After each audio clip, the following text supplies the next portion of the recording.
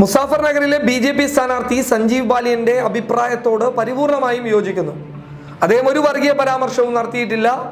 അദ്ദേഹത്തിന്റെ അഭിപ്രായത്തെ വർഗീയ പരാമർശം എന്ന രീതിയിൽ പ്രചരിപ്പിക്കുന്ന വാർത്തകൾ തെറ്റ് എന്നുള്ള ഒരു അഭിപ്രായക്കാരനാണ് ഞാൻ. അദ്ദേഹം പറഞ്ഞത് വളരെ വ്യക്തമായി ചിന്തിക്കേണ്ടതുണ്ട്. ബുർക്ക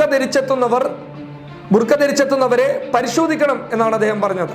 അതായത് ബുർക്ക ധരിച്ചെത്തുന്നവർ കള്ളവോട്ട് ചെയ്യുന്നുണ്ടോ എന്ന് പോലും ഞാൻ സംശയിക്കുന്നുണ്ട്. അതുകൊണ്ട് ഞാൻ റീപോളിങ്ങിന് ആവശ്യപ്പെടും എന്നുള്ളതാണ് അദ്ദേഹം പറഞ്ഞത്.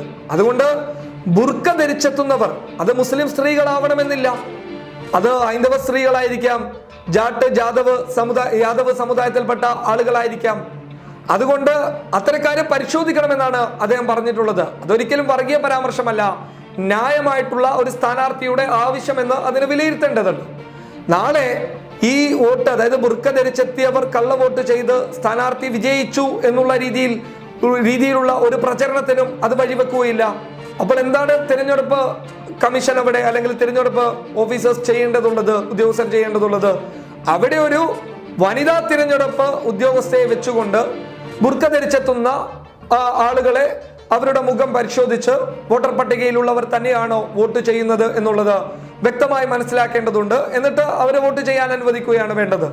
അല്ലാതെ അവരുടെ മുഖം കാണാതെ വോട്ട് ചെയ്യുക എന്ന് പറയുന്നത്, വോട്ട് ചെയ്തിട്ട് അവർ പോകണമെന്ന് പറയുന്നതിനോട് ഒരു കാരണവശാലും യോജിക്കാൻ വേണ്ടി പറ്റില്ല. അത് ജനാധിപത്യത്തിന് എതിരാണ് എന്നുള്ള ഒരു അഭിപ്രായക്കാരനാണ് ഞാൻ. അതായത് ബുർക്ക ധരിച്ചെത്തുന്നവരെ പരിശോധിക്കേണ്ടത് വനിതാ ഉദ്യോഗസ്ഥരാണ്. അവരവരുടെ മുഖം കണ്ട് അവരാണെന്ന് ഉറപ്പുവരുത്തിയതിനു ശേഷം അവരെ വോട്ട് ചെയ്യാൻ വേണ്ടിയിട്ട് വിടുക എന്നുള്ളതാണ്. ഇത് തിരഞ്ഞെടുപ്പിന് ശേഷമുള്ള പ്രശ്നങ്ങൾക്ക് ഒരു പരിധിവരെ സഹായകരമാകും ഇങ്ങനെ ചെയ്തു കഴിഞ്ഞാൽ. അതുകൊണ്ട് സഞ്ജീവ് ബാലിയന്റെ അഭിപ്രായത്തോട് പരിപൂർണമായും യോജിക്കുന്നു.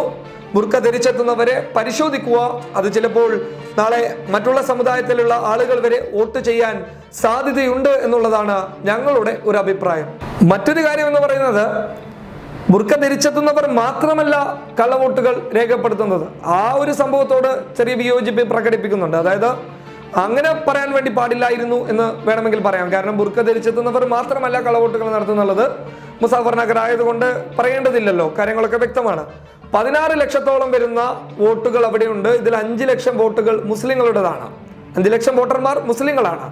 അപ്പോൾ ബാക്കിയുള്ള വോട്ടർമാർ എന്ന് പറയുന്നത് യാദവ്, ജാട്ട്, OBC, ഹൈന്ദവ വോട്ടുകളാണ് ഈ 11 ലക്ഷം വോട്ടുകൾ. അപ്പോൾ അവിടെ പ്രാധാന്യം എന്ന് പറയുന്നത് ഈ മുസ്ലിം വോട്ടുകളെ വളരെ പ്രാധാന്യത്തോടെ BJP ആയാലും മറ്റുള്ള രാഷ്ട്രീയ പാർട്ടികളായാലും കാണുന്നുണ്ട് എന്നുള്ള ഒരു യാഥാർത്ഥ്യമുണ്ട്. അതുകൊണ്ട് അദ്ദേഹത്തിന്റെ പരാമർശം അതൊരിക്കലും വർഗീയ പരാമർശമല്ല, അത്തരത്തിൽ പ്രചരിപ്പിക്കരുത് എന്നുള്ള ഒരു അഭിപ്രായം തന്നെയാണ് ഞങ്ങൾക്ക് ഇപ്പോഴും ഉള്ളത്. News desk public Kerala.